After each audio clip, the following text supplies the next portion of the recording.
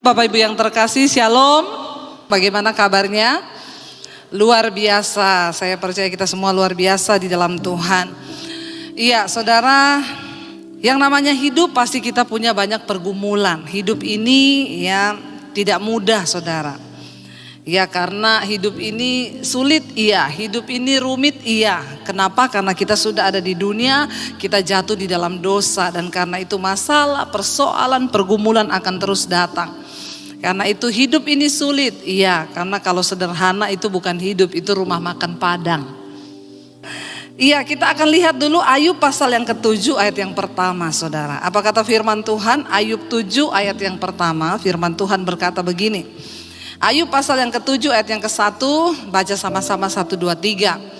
Bukankah manusia harus bergumul di bumi dan hari-harinya seperti hari-hari orang upahan. Ayat ini berkata, bukankah manusia harus bergumul di bumi dan hari-harinya seperti hari-hari orang upahan. Siapapun manusia itu, mau dia jemaat biasa, mau dia pelayan Tuhan, mau dia pendeta, mau pendeta hebat sekalipun, yang namanya masih manusia, pasti selama di bumi ini kita harus bergumul. Ya, persoalan, pergumulan itu akan selalu ada dalam hidup manusia. Ya, dan itu nggak bisa tidak saudara, ya. Dan apa yang menentukan kita menang atau tidak dalam setiap pergumulan kita, tentunya ya kita harus memiliki iman yang benar. Nah, hari ini kita mau melihat bagaimana cara pandang yang benar itu dapat menghasilkan mujizat, dapat membawa kita menang atas setiap pergumulan hidup. Ya, mari kita buka bersama saudara Bilangan pasal yang ke-13. Bilangan pasal yang ke-13 ini adalah kisah 12 pengintai. Saudara tentu sudah sering dengar ya firman ini. Tapi kita berdoa kita dapat sesuatu hari ini yang berbeda. Ke-12 pengintai. Ketika Musa membawa bangsa ini, kita semua tahu sejarah bangsa Israel. Ketika Yusuf memerintah di Mesir, mereka dimuliakan. Mereka diterima di Mesir. Mereka dimuliakan karena ada Yusuf yang memegang kepemerintahan saat itu, menjadi perdana menteri di Mesir. Tapi ketika Yusuf mati, bangsa Israel di sana itu menjadi bangsa yang sudah mulia. Di zaman masih Yusuf memerintah. Waktu Yusuf mati, mereka dalam ancaman yang besar. Saya itu belajar firman Tuhan, saudara bayangkan ya, seorang yang dibentuk Tuhan, Yusuf, itu bisa hidup berdampak loh bagi sebuah bangsa loh. Ketika ada di Mesir, Yusuf memegang jabatan sebagai perdana menteri, satu bangsa itu mulia di Mesir. Bukankah kita nih mau lewat hidup kita nih kita membawa dampak? Amin saudara. Kalau Alkitab pernah menceritakan kisah Yusuf, maka Tuhan juga kan sanggup berbuat itu dalam hidup kita. Gak usah ngomong satu bangsa lah. Kita rindulah hidup kita menjadi berkat pertama bagi keluarga kita. Amin. Dan itu bisa terjadi. Ketika Yusuf mati, bangsa Israel berteriak. Mereka diperbudak di Mesir. Mereka berseru-seru kepada Allah. Lalu Tuhan mendengar doa mereka. Tuhan memilih Musa untuk membawa mereka keluar dari tanah perbudakan di Mesir, menuju ke satu tempat tanah perjanjian, tanah yang penuh susu dan madu. Saudara, di dalam kita mengikuti Tuhan dan rencananya, bukan berarti tanpa salah. Yang suruh memang Tuhan, tapi bukan berarti tanpa masalah. Saya ingat ketika saya dan suami disuruh Tuhan pindah ke Jakarta dari Solo saudara. Kita sudah beli rumah di Solo, disuruh pindah ke Jakarta. Itu bukan sesuatu yang mudah bagi kami. Jadi saat itu di Solo saya pelayanan tiap hari. Hari Minggu saya pelayanan di gereja-gereja, saya khotbah. Hari Senin sampai hari Sabtu itu saya khotbah di persekutuan, saya khotbah di perusahaan-perusahaan. Suami saya juga melayani Tuhan, dia sebagai koordinator musik di satu gereja. Kami nggak nganggur. Waktu itu di Solo kita baru beli rumah. Tiba-tiba saya itu, kalau pelayanan tuh saya dulu pelayanan naik motor saudara. Kadang jauh keluar kota saya naik motor sendiri. Karena suami juga ada pelayanan. Ya saya jalani naik motor saudara ya. Tapi kadang-kadang lagi di jalan di motor itu saya nangis. Ya air mata saya berderai. Saya nggak tahu kenapa saya menangis. Tapi saya tahu Tuhan itu lagi mau bicara sesuatu. Karena saya nangis tuh saya ingat. Saya nggak lagi ada utang. Saya nggak lagi jatuh tempo. Tapi kenapa nangis ya? Ini berarti Tuhan. Akhirnya saya ambil doa puasa khusus. Saya datang ke satu tempat setiap siang saya berdoa. Saya bilang Tuhan saya tahu Tuhan mau bicara sesuatu. Tuhan sampaikan apa yang mau Tuhan sampaikan kepada saya. Saudara, apakah saudara masih percaya Tuhan itu berbicara? Amin ya. Kita harus percaya. Sampai hari ini Tuhan itu ada, dia hidup dan dia masih mau berbicara kepada kita. Dan dia masih mau kasih tahu jalan-jalannya. Dan dia masih mau menuntun kita untuk menggenapi rencananya di muka bumi ini, katakan. Amin. Lalu saudara saya doa puasa, saya nangis. Tuhan itu bicara tentang hari-hari ini keadaan gereja, keadaan hamba-hamba Tuhan. Saya mulai tangkap waktu itu hati Tuhan, saya berdoa, saya nangis, lalu saya dapat goalnya. Tuhan bilang, aku akan membawa engkau keluar dari kota ini ke satu tempat yang nanti akan aku tunjukkan. Saya pikir kok jadi kayak Abraham. Tapi ternyata emang benar semua kisah di dalam Alkitab itu bisa terjadi kepada kita secara pribadi. Cuma bedanya itu dulu Abraham, itu zaman sekarang kita di masa sekarang. Karena Tuhan masih punya rencana atas dunia ini dan dia juga masih memilih orang-orang yang akan dia pakai. Kenapa saya bilang Tuhan masih berbicara? Kenapa Tuhan masih memilih orang? Karena pekerjaannya di bumi ini belum selesai. Mari kita berdoa supaya kita dipakai Tuhan menjadi orang yang dipilih Tuhan untuk masuk dalam pergerakan Tuhan. Akhirnya saya berdoa, saya dapat. Saya bilang Tuhan, kalau memang Tuhan mau bawa kami keluar dari kota ini, ya Tuhan juga bicara sama suami saya, jangan cuma sama saya.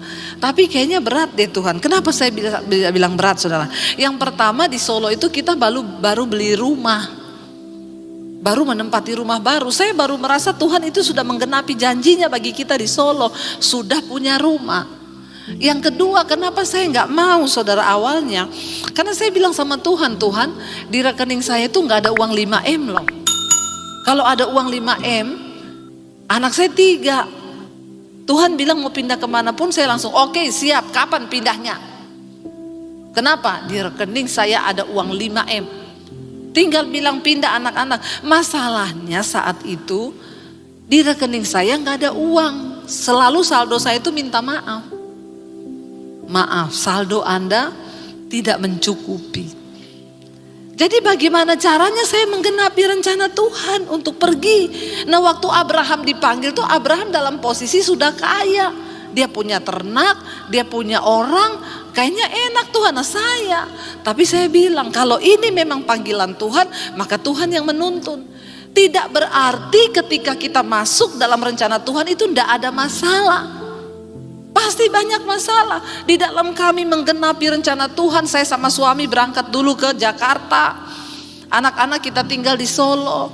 Kita pulang sekali 2 minggu sekali pulang, masih ada uang naik pesawat, mulai menipis uang naik kereta, menipis lagi naik bus.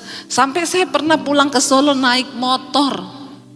Dari Jakarta sampai di Solo 18 jam. Dari Cirebon sampai di Solo itu hujan tidak berhenti. Sampai tangan saya itu kaku, saya kedinginan di motor.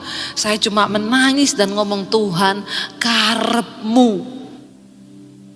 Saya udah gak tahu, hancur sudah semuanya. Apa yang engkau mau? Di Jakarta gak ada pelayanan saudara. Dan tidak ada pemasukan uang. Rasanya berat bagi kami. Mau mundur maju sampai saya dan suami juga sempat ribut. Suami saya bilang, saya akhir tahun ini pulang ke Solo. Kamu mau tinggal sendiri. Terserah, aku mau jadi kayak Yunus. Yang penting aku sudah tahu ceritanya. Kalau ikan besar mau datang, nanti aku cepat-cepat bertobat. Kata suami saya. Saya bilang kalau sempat bertobat loh. Yunus bertobat di perut ikan. Masih sempat tobat, makanya keluar dari mulut. Kalau nggak sempat tobat, keluar dari... Jadi apa itu? Bayangkan. Aduh, tidak enak menggenapi rencana Tuhan tuh nggak enak. Bangsa Israel, mereka ini yang suruh Tuhan, yang menuntun Tuhan akan dibawa ke satu negeri. Tapi kenapa Tuhan tuh nggak ngomong gini aja, Musa jalan ya. Pokoknya aku yang meluruskan, kamu jalan tok. Di jalan ada makanan, ada minuman, jalan aja. Tidak seperti itu. Pergumulan, masalah Tuhan akan izinkan. Walaupun kita sedang berjalan dalam rencana Tuhan. Untuk apa? Untuk melatih iman kita. Amin. Seorang pilot yang hebat, kenapa dia dikatakan pilot hebat? Karena dia sering mengalami badai. Kenapa dikatakan nakoda itu hebat? Karena dia sering mengatasi badai gelombang di tengah laut. Dan dia menang dan bisa mengatasinya. Maka dia dapat julukan nakoda hebat, pilot yang hebat. Bagaimana kita bisa mendapatkan julukan iman yang hebat? Kalau engkau sudah mengalami banyak masalah dan persoalan di hidupmu dan engkau keluar sebagai seorang pemenang. Katakan amin. Lalu akhirnya saudara, ketika mereka berjalan, 12 pengintai dilepas. Musa bilang amati negeri itu. Bagaimana keadaannya? Bagaimana orang-orang mendiaminya di sana? Apakah mereka sedikit atau banyak, saudara? Ya, saya kemarin saudara kedatangan tamu di rumah saya, orang Israel. Saya suruh dia makan buah. Saya beli plum di supermarket. Ya, saya pikir dia kan dari Israel. Saya kasih suguhan buah aja, dia pasti senang. Saya kasih dia plum. Dia tanya, apa ini? Saya bilang plum. Dia bilang, hah? Ini plum di Israel, plumnya begini. Saya bilang ini di Jakarta. Jadi beda. Nah Musa bilang nanti kamu ambil hasil negeri itu. Kita mau lihat perbandingannya. Apakah benar yang Tuhan ngomong itu ya tanahnya baik, ininya baik. Coba kamu nanti pulang. Karena pas di sana lagi musim ya hulu hasil anggur. Bawa anggurnya pulang. Saudara, apakah hari-hari ini engkau juga sudah memiliki cara pandang melihat janji Tuhan di depanmu itu? Yes, aku percaya Tuhan janjimu ya dan amin. Aku percaya Tuhan begini aku. Tetapi Tuhan, aku ini tidak punya modal. Tantangannya di depanku itu terlalu besar. Ada orang Amori, ada kekhawatiran, ada ketakutan. Aku tidak mungkin bisa sukses, keluargaku tidak kaya. Tapi aku tahu Tuhan menjanjikan satu janji berkat yang luar biasa. Mereka ngomong, memang negeri itu penuh susu dan madu. Tapi orang-orangnya raksasa. Mereka punya berkubu, benteng-benteng. Ya, jadi kita ini ke sana itu ya pikir lagi lah. Yang tadinya dengar benar susu negeri itu penuh susu dan madu, jadi senang mereka. Yes, janji Tuhan itu memang benar. Tapi ketika diomongin ada orang enak, orang Amori, orang Het, orang-orangnya besar, kita nggak mungkin bisa mengalahkan. Langsung lemes semua rakyat itu. Perhatikan baik-baik, masa depanmu, nasibmu sangat ditentukan dengan bagaimana cara pandangmu hari ini. Apa yang terjadi saudara? Bayangkan perkataan 10 orang pengintai itu sudah membuat hati satu bangsa itu menjadi kecut dan tawar. Yang tadinya mereka bersemangat tinggal satu langkah masuk ke tanah perjanjian negeri. Tanah Kanaan yang Tuhan janjikan. Tapi waktu mendengar omongan mereka, ciut semua langsung, sudahlah. Berarti gak jadi nih, kita gak mungkin bisa ke sana. Saudara, bagaimana engkau melihat dirimu sekarang? Apakah engkau melihat engkau belalang? Apakah engkau berkata, tidak mungkin Tuhan, tidak mungkin, keadaanku itu tidak mungkin. Ketika engkau memiliki cara pandang yang salah, mendengarkan orang-orang yang salah di hidupmu, kalau engkau ada masalah jangan cari orang yang salah. Yang berkata iya ya udahlah, nyerah aja lah, memang ya sudah tidak mungkin. Suamiku gini. Ya kalau suamimu udah kayak gitu ya ngapain lagi, ini aja lah, cerai aja lah. Udah gak ada harapan. Hati-hati saudara. Waktu cara pandangmu itu salah, yang terjadi adalah apa? Engkau tawar hati, imanmu mati. Engkau menangis mengasihani diri, bersungut-sungut. Hati-hati ketika engkau mulai banyak bersungut-sungut, perhatikan. Engkau kehilangan iman dan cara pandangmu salah. Saudara, berhasil atau tidaknya rencana Tuhan atas hidupmu, itu engkau loh yang menentukan. Tuhan sudah memberikan janji. Tapi berhasil atau tidaknya engkau pulang, bangsa Israel saat itu mau pulang atau jalan, itu ya di tangan mereka. Apalagi kalau mereka mengangkat pemimpin yang salah, bisa jadi mereka akhirnya balik lagi ke Mesir. Karena itu hidupmu gak berubah-berubah. Puluhan tahun ikut Tuhan tapi hidup gak pernah berubah. Kenapa? Cara pandangmu salah. Ketika engkau menghadapi masalah, engkau perlu memiliki cara pandang yang benar. Supaya engkau bersikap dengan benar. Perhatikan janji Tuhan yang sudah diberikan atas hidup saudara dan saya. Itu adalah janji yang begitu baik dan luar biasa. Katakan amin. Dan kita harus memiliki janji itu. Orang yang memiliki cara pandang yang benar terhadap janji Allah. Orang yang memiliki cara pandang yang benar terhadap firman Tuhan. Dia tidak tergantung dari betapa besar masalah yang ada di depanmu. Dia gak pernah lihat, mungkin hari ini keadaanmu belum berubah. Mungkin hari ini engkau belum bisa melihat janji Tuhan. Tetapi bagian kita, kekuatan kita hanyalah berkata apa? Jika Tuhan berkenan.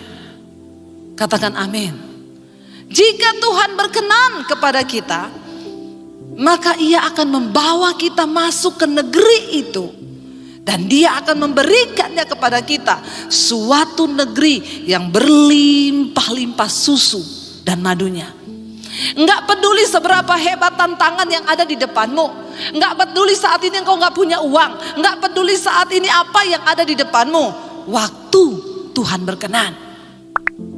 Penting bagi kita di dalam menjalani setiap persoalan masalah di hidup ini. Engkau harus mengejar perkenanan Tuhan. Saya kemarin ketemu dengan seorang jemaat Misbah Doa, saudara. Saya mewawancarai ayahnya yang sakit, ya kena kanker otak kepala. Lalu bapak ini punya anak, saudara. Saya tanya sama anaknya, tinggal di mana, Bu? Oh, saya tinggal di Ambon. Ambon masih masuk lagi di kepulauan yang kecil, Bu, desa kecil. Terus saya tanya sama dia, tinggal di Ambon di kepulauan kecil, di sana kerja apa? Kan kota kecil gitu kayaknya, ya masa ada orang maksudnya ya tinggal di sana rasanya untuk usaha di tempat kecil begitu kan orang akan memilih di kota. Dia dengan santai jawab saya, oh puji Tuhan Bu, saya usaha hanya punya pom bensin 2. Punya pom bensin? Iya. Terus saya bilang sama dia, saya punya temen loh. Dia mau buka pom bensin tapi susah banget, gak bisa. Kamu gimana bisa buka pom bensin? Dia jawab, hanya karena perkenanan Tuhan, Bu. Kok bisa? Bisa, Bu. Ceritanya begini, Bu. Saya waktu lulus kuliah, saya ini belum menikah. Perempuan, saudara. Saya beli bensin waktu zaman berapa puluh tahun lalu di Ambon di kepulauan. 1 liter 15.000. Saya mikir, kasihan ini masyarakatnya kalau harus beli bensin semahal itu. Bagaimana daerah ini bisa makmur? Lalu saya tanya, tapi waktu itu sudah kaya ya, memang punya modal. Enggak punya uang, Bu. Menurut saudara orang gak punya uang, gak punya modal, buka pom bensin bisa gak?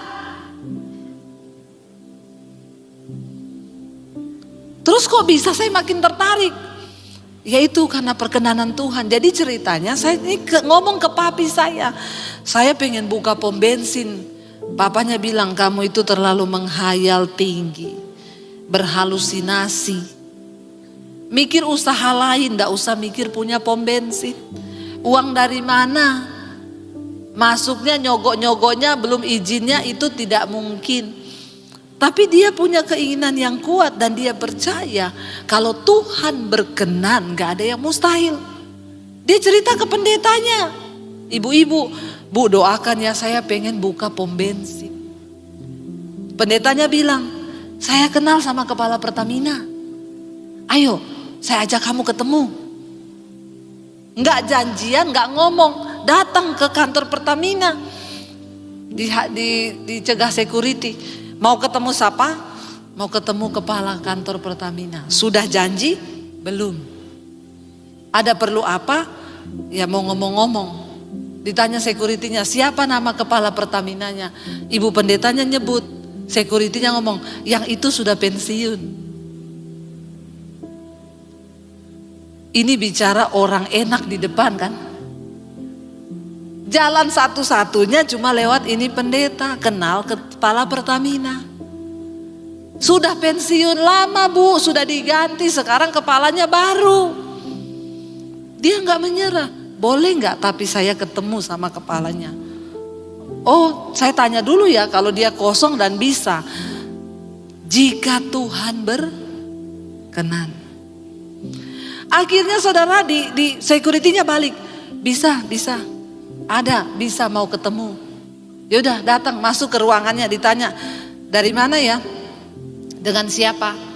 Nama saya ini Pak, ini ada perlu apa? Pak saya mau buka pom bensin di daerah tempat tinggal saya. Di mana? Di sini. Terus oh di situ. Sudah ada 7 perusahaan besar, PT besar yang memang sudah bermitra dengan kami yang akan buka di situ. Jadi kamu sudah pasti kalah dan tidak mungkin bisa. Ini lagi mau tender. Kamu dari PT apa? Terus punya ini apa? Enggak punya. Ya sudah tidak bisa. Terus dia tanya, tapi saya mau tanya, kamu kenapa pengen buka pom bensin? Karena rakyat beli bensin 15.000 Pak. Terus maksudmu?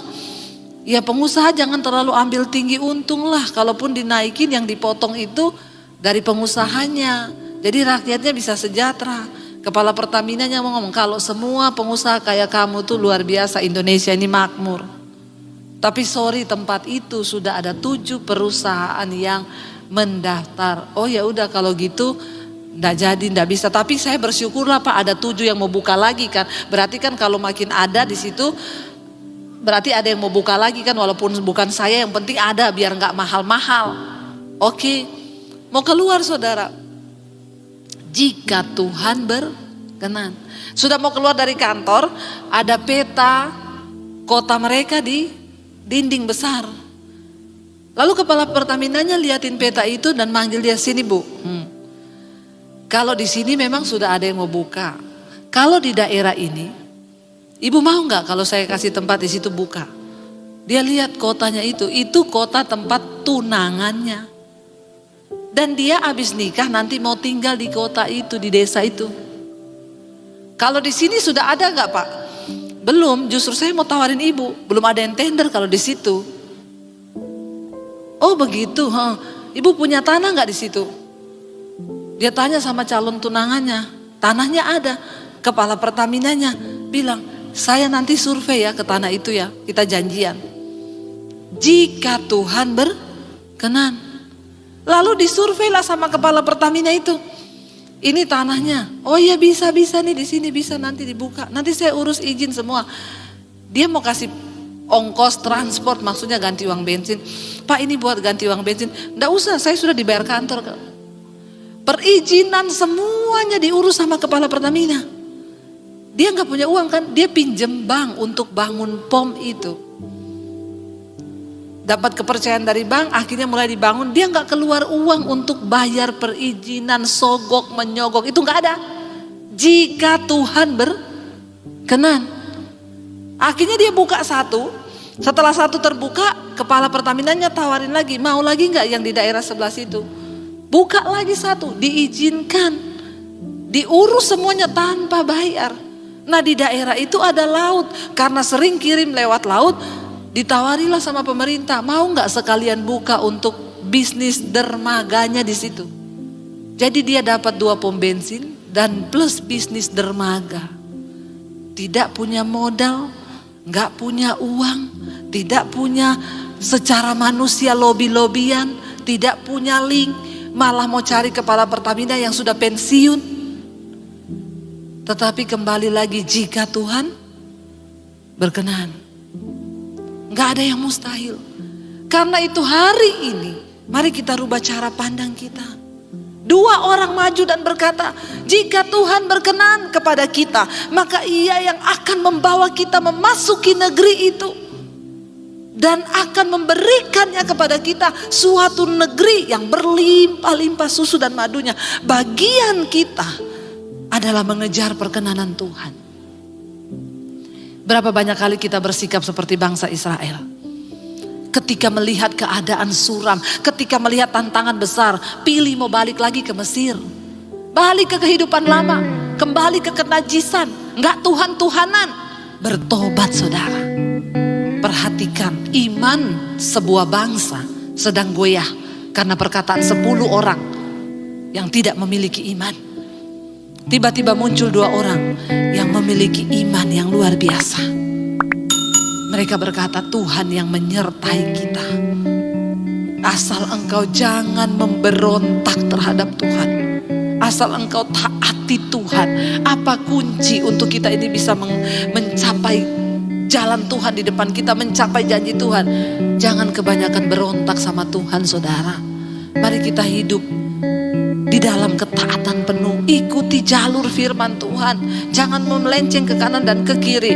Dengar saudara, waktu engkau meragukan Tuhan, engkau sedang menista Tuhan. Waktu engkau tidak percaya kepada kedahsyatan Tuhan, engkau sedang menista Tuhan. Engkau sedang meremehkan Tuhan. Engkau sedang menganggap Tuhan itu tidak mampu. Hati-hati dengan sikap kita. Kita sudah melihat kebesaran Tuhan dalam hidup kita. Jangan sampai karena kita tidak percaya, kita jadinya menista Tuhan dan meragukan Tuhan. Saudara, tidak ada masalah yang terlalu berat. Tidak ada persoalan yang terlalu berat yang tidak sanggup Tuhan selesaikan di hidup kita. Pada akhirnya bangsa ini melihat janji firman Tuhan. Mereka masuk ke negeri yang dijanjikan itu. Tapi hanya orang-orang yang terpilih yang menikmati apa yang dijanjikan Tuhan. Engkau tidak akan pernah melihat janji Tuhan digenapi kalau engkau tidak mempercayai Tuhan. Kalau cara pandangmu salah terhadap Tuhan, biar hari ini kita mau katakan, Tuhan, kami tidak mau menista Tuhan. Kami mau menjadi orang-orang yang sungguh-sungguh mempercayai Tuhan, bahwa Tuhan sanggup menggenapi semua janjinya dalam hidup kita.